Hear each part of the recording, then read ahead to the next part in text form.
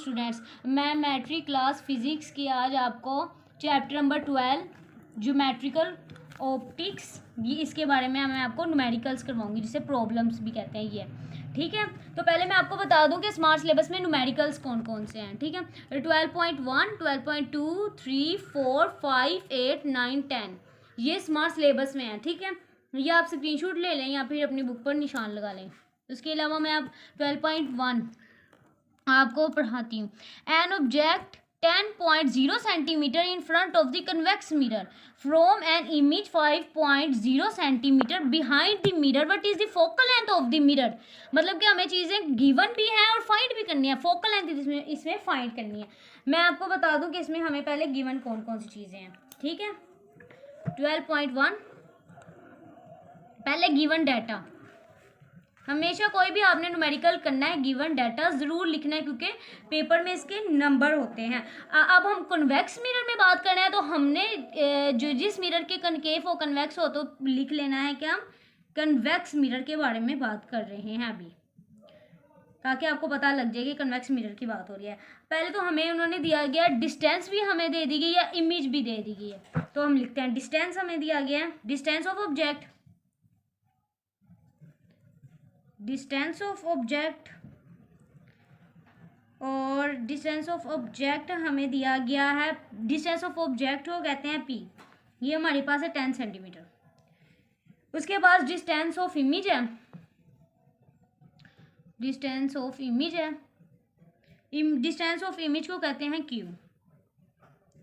ये आपने याद रखना है कि ये किससे डिनोटेड होता है, क्यू कहते हैं। ठीक है, अब हमारे पास डिस्टेंस ऑफ इमेज है 5.0 सेंटीमीटर। आपने स्टूडेंट्स एक बात याद ज़रूर रखनी है कि जब हम कन्वेक्स मिरर की बात करेंगे ना, तो डिस्टेंस ऑफ इमेज जो होगा ना उसकी वैल्यू के साथ आ जाएगा माइनस, मतलब वो नेगेटिव में चले जाएगी पॉजिटिव से। ठीक है, हमेशा जब भी कन्वेक्स मिरर की बात करेंगे, कनकेव में आपने ये नहीं करना। ठीक है, फोकल लेंथ, और हमें फोकल लेंथ क्या करनी है, फाइंड करनी है। फोकल लेंथ हमने फाइंड करनी है। सोल्यूशन हमारे पास एक फॉर्मूला हमारे पास यही है, 1 डिवाइडेड बाय एफ, मतलब focal length is equal to 1 divided by p, मतलब के distance of object, plus 1 divided by q, मतलब के डिस्टेंस ऑफ इमेज। ठीक है, अब वैल्यू पुट कर देते हैं हम, ये साथ एज इट इज ऐसे ही आता रहेगा। वैल्यू पुट करते हैं, पी की हमारे पास वैल्यू 10 है, प्लस और क्यू की वैल्यू है हमारे पास 5 है। ठीक है, और मैंने आपको बताया कि माइनस हमने क्यों लगाया, ये सारा मैंने आपको बता दिया। उसके बाद सिंपल आपने कैलकुलेटर करना है, तो ये हो जाएगा हमारे पास plus minus minus 1 divided by 10 minus 1 divided by 5। ठीक है, उसके बाद आपने सिंपल इन दोनों को कैलकुलेटर किया तो हमारे पास आंसर आ गया -0.1। ये एज इट इज नीचे ही आता रहेगा। अब जब हमारे पास आंसर आ गया है -0.1, तो ये जो वैल्यू है इधर मल्टीप्लाई हो रही है, तो इधर जाके क्या होगी, डिवाइड होगी। तो हमने इसको डिवाइड कर देना, एफ सिंपल रह जाएगा एक तरफ और ये वैल्यू दूसरी तरफ जाके डिवाइड हो जाएगी। आपने सिंपल कैलकुलेटर पर इन दोनों को डिवाइड करना है, तो हमारे पास फोकल लेंथ आ जाएगी -10 सेंटीमीटर। और फोकल लेंथ का क्या होता है, यूनिट सेंटीमीटर होता है। यूनिट आपने यूनिट भी लिखना है, गिवन डाटा इन सब के मार्क्स होते हैं। ठीक है, तो ये हमारा 12.1 हो गया। अब मैं आपको 12.2 करवाती हूँ। 12.2 है हमारे पास जी, 12.2 है हमारे पास, an object 30 centimetre tall is located 10.5 centimetre from a concave mirror. इधर कनकेव मिरर की बात हुई है, मतलब कि जो इमेज है उसको हमने माइनस में, मनफी में नहीं करना। With focal length 16 centimetre, where is the image located, how height is. इधर हमने फाइंड करनी है चीज़ें। गिवन डाटा, पहले हम गिवन डाटा ये हम इधर कनकेव मिरर की बात कर रहे हैं, तो लिख लेते हैं कनकेव मिरर। ठीक है, उसके बाद गिवन डाटा है हमारे पास, पहले डिस्टेंस ऑफ पहले हमें बताया गया distance from a concave mirror, और ऑब्जेक्ट की हाइट बताई है, तो हम ये लिख लेते हैं distance from a concave mirror distance हमें बताया गया है, डिस्टेंस को पी कहते हैं और हमें बताया गया 10.5 है डिस्टेंस हमारे पास। उसके बाद हमें ऑब्जेक्ट की हाइट बता दी गई है जिसे हम ओ कहते हैं, ठीक है, वो 30 सेंटीमीटर है। उसके बाद हमें बताया गया है फोकल लेंथ, तो फोकल लेंथ को एफ कहते हैं और 16 सेंटीमीटर, ये साथ इसके यूनिट लिखे हुए हैं, ठीक है। और अब हमने ये हमें तीनों चीज़ें दे दी गई हैं। अब जो हमने फाइंड करनी है ना, एक तो हमने फाइंड करनी है डिस्टेंस ऑफ इमेज, मतलब हमने क्यू फाइंड करना है। दूसरा हमने height of image I find करना है। मैं आपको ये भी बताऊंगी कि आई फाइंड करने का क्या फॉर्मूला है। ये जो हमने formula 1 divided bye focal length plus जो हमने इमेज के साथ डिस्टेंस के साथ फार्मूला पहले लगाया था, वो सिर्फ फाइंड फोकल लेंथ या फिर डिस्टेंस और इमेज उससे फाइंड नहीं होता, इमेज का अलग फार्मूला होता है। तो अब हम सॉल्व करते हैं। फार्मूला वही लगेगा, divide by focal length is equal to distance plus, ठीक है। तो अब आपने इस फार्मूले में हमने अभी जो है ना हमने क्यू फाइंड करना है, तो इसको अलहदा कर लेते हैं। ये प्लस में है तो उधर जाके माइनस में ही रहेगा, इसको हम अलहदा कर लेते हैं। तो अलहदा किस तरह, 1 divided by f minus 1 divided by p is equal to 1 divided by q, ठीक है। अब एज इट इज इसकी वैल्यू पुट कर देते हैं।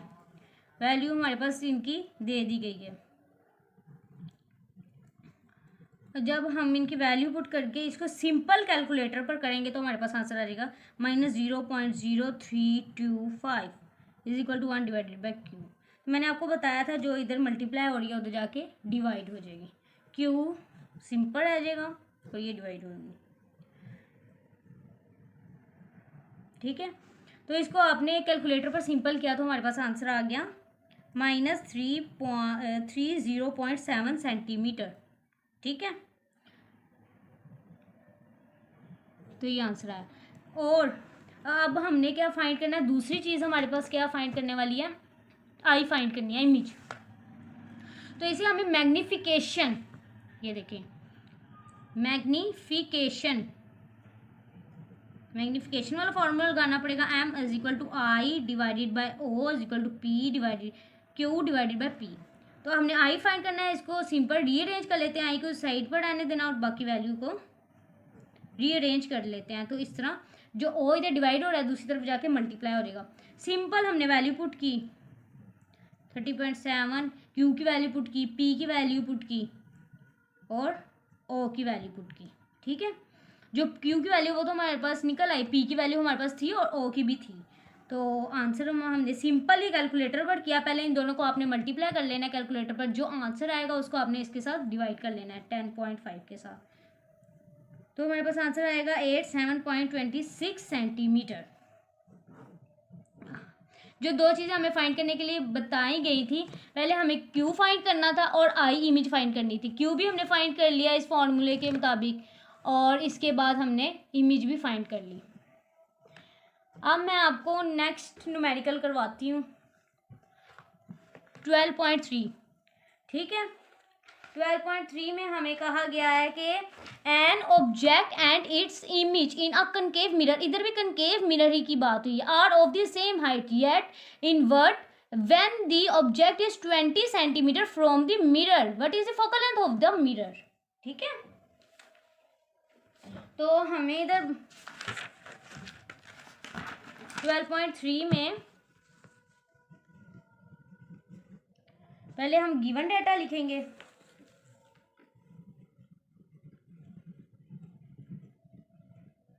गिवन डाटा में हमें बताया गया ऑब्जेक्ट और इमेज की, मसलन के जो ऑब्जेक्ट है वो भी और इमेज भी सेम है, मतलब 20 सेंटीमीटर।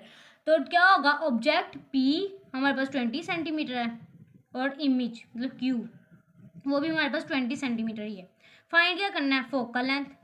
सिंपल सोल्यूशन लगाया और जो सबसे पहले हमने क्या कहते हैं न्यूमेरिकल किया था उसके अंदर जो फॉर्मूला लगाया था वही लगेगा।